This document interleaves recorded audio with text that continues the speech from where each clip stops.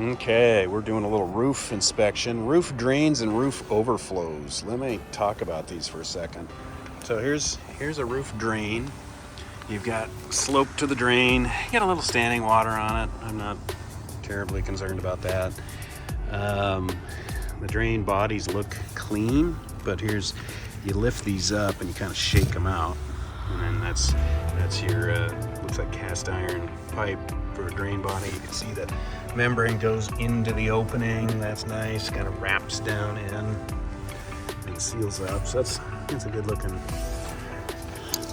drain. While I'm down here, I'll pull out some of this gunk to help it drain better. But put that back in, keep the pine cones and things out of your drain. Then you go over to the overflow. So the overflow is supposed to be 2 inches above the drain. This is a little higher, but at least we got them.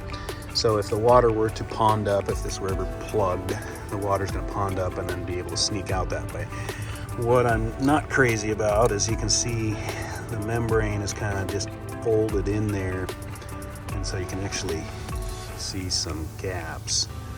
So water is gonna get in there, especially if it gets in there. Look at that, I can really insert this thing in there. That's not good.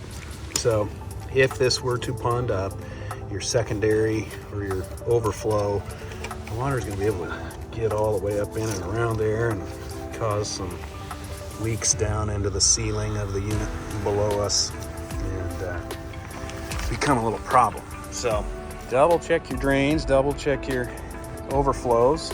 Help your roof keep you dry. Thanks for coming up on the roof with me.